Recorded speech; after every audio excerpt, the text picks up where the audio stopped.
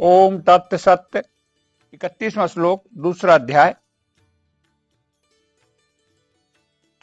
और अपने छात्र धर्म को देखकर भी तुम्हें विकंपित अर्थात कर्तव्य क्रम से विचलित नहीं होना चाहिए, क्योंकि धर्ममय युद्ध से बढ़कर क्षत्रिय के लिए दूसरा कोई कल्याणकारक कर्म नहीं है।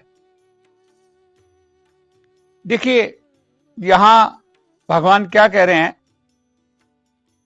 कि जो हमारे 4 वर्ण हैं, उन 4 वर्ण में प्रत्येक धर्म का अपने अपने वर्ण का एक एक कर्म होता है। ये वर्ण क्या है, पहले इसको समझें। जिसका जो सोच है,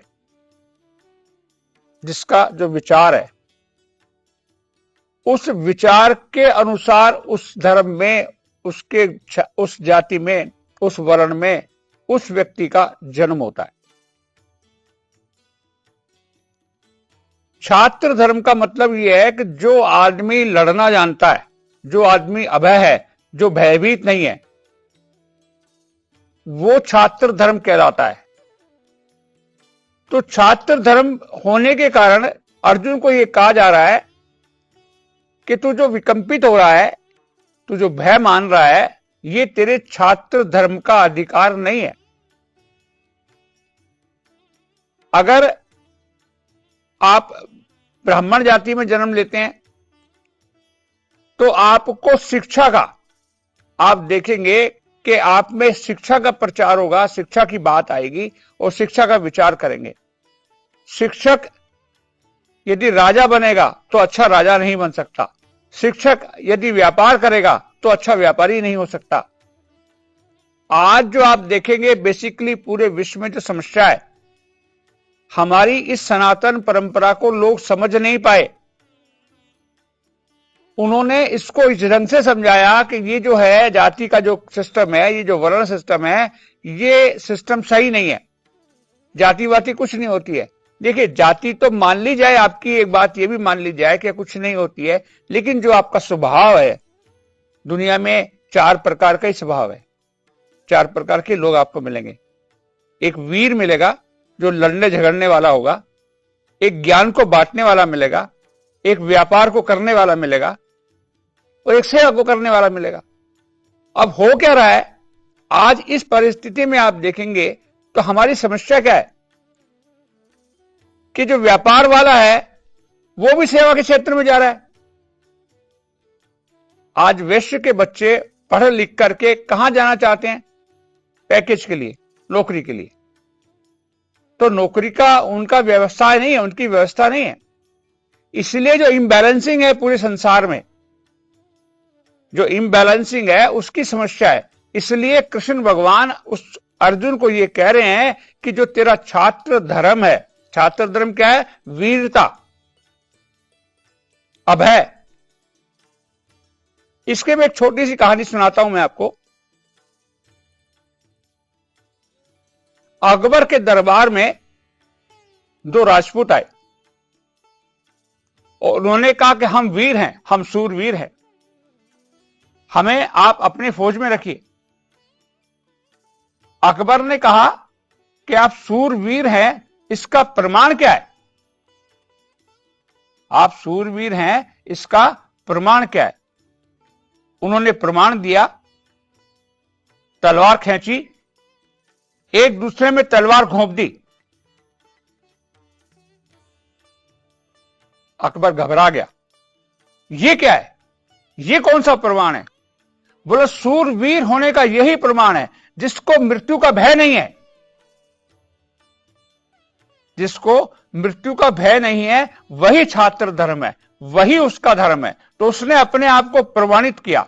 और फिर आप देखिए, मरते वक्त भी, मरने के बाद भी उनके जवानों के चेहरों पे मुस्कुराहट थी। क्यों मुस्कुराहट थी? क्योंकि वो मृत्यु से भयभीत नहीं थे। तो हे अर्जुन, तू छात्र धर्म का पालन कर, युद्ध क्षेत्र में खड़ा है तो जो तेरा जो कर्तव्य है उस कर्तव्य को पालन कर। तो आज हम जो कहना चाहते हैं वो ये कहना चाहते हैं कि जो हमारी वर्ण व्यवस्था सनातन धर्म की है वो वास्तव में पूर्ण रूप से वैज्ञानिक है।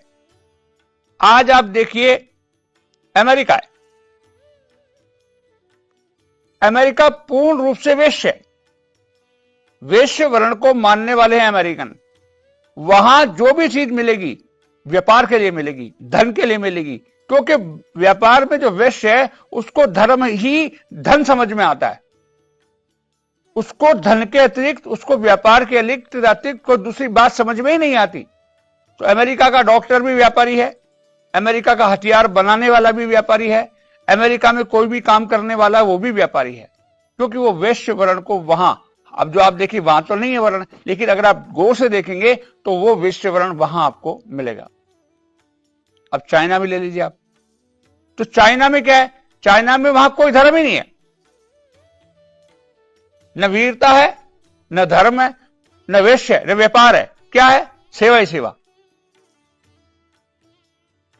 तो जब एक ही वर्ण के सब लोग बन जाएंगे तो व्यवस्थाएं इस प्रकार की हो जाएंगी। हमारे सनातन धर्म में इस व्यवस्था को इस तरह बताया गया कि चारों वर्ण अपने अपने कर्म को करने के बाद, मतलब अपने अपने स्वभाव के करने के कारण यहां सारी व्यवस्था उस रूप से सुचारू रूप से चलती थी।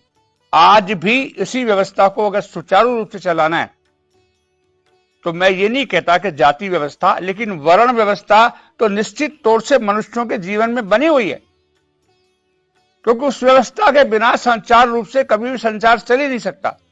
और संसार में जब जब समस्याएं पैदा होंगी तो संसार का वापस विनाश होगा और वापस वही चारों बीज। अब एक देखिए, एक पेड़ है, पेड़ के पत्ते अलग, फूल अलग, फल अलग, टहनी अलग, डाला अलग, जड़ अलग और बीज अलग।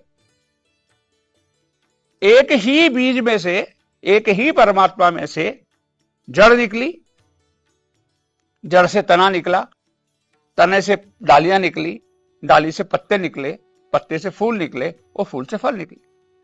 सब अलग अलग है लेकिन एक के हिस्से। तो ये जो चारों वर्ण आपको दिखाई दे रहे हैं, ये चारों वर्ण निकले तो बीज में से हैं। जड़ के रूप में कुछ अलग निकला, तने के रूप में कुछ अलग निकला, फूल के रूप में अलग निकला, लेकिन उनमें किसी प्रकार का कोई कंपटीशन नहीं है। फूल कभी नहीं कहता कि मैं पत्ते से अच्छा हूं, और पत्ता कभी नहीं कहता कि मैं तने से अच्छा हूं, और टहना कभी नहीं कहता कि मैं तने से अच्छा हूं, और तना कभी ये नहीं कहता कि मैं जड़ से अच्छा हूं। इस पेड़ के, उस बीज के सभी अंग होने के कारण सभी वर्ण उस पेड़ का हिस्सा है। मतलब परमात्मा के एक अंश के कारण ये जो चार वर्ण आपको दिखाई दे रहे हैं, ये चारों ही वर्ण उस परमात्मा में से निकले हुए हैं। इसलिए कौन अच्छा है और कौन खराब है इसका तो कोई मतलब नहीं निकलता। चारों चीज अपनी अपनी जगह है। जड़ नहीं होगी तो तना नहीं होगा, और तना नहीं होगा तो पत्ते नहीं होंगे, और पत्ते नहीं होंगे तो फूल नहीं होंगे, और फूल नहीं होंगे तो फल नहीं होंगे। तो चारों वर्ण की समानता को समझते हुए जिस जिस वर्ण का जो जो जिस वक्त कर्तव्य है,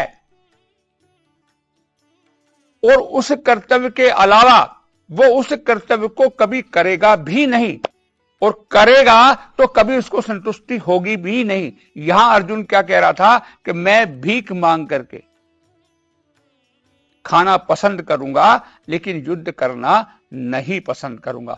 तो क्यों नहीं करेगा? क्योंकि उसके लिए वो बात संभव ही नहीं है, क्योंकि वो भीख मांगने का कार्य कभी कर ही नहीं सकता, कभी करेगा ही नहीं। घूम फिर करके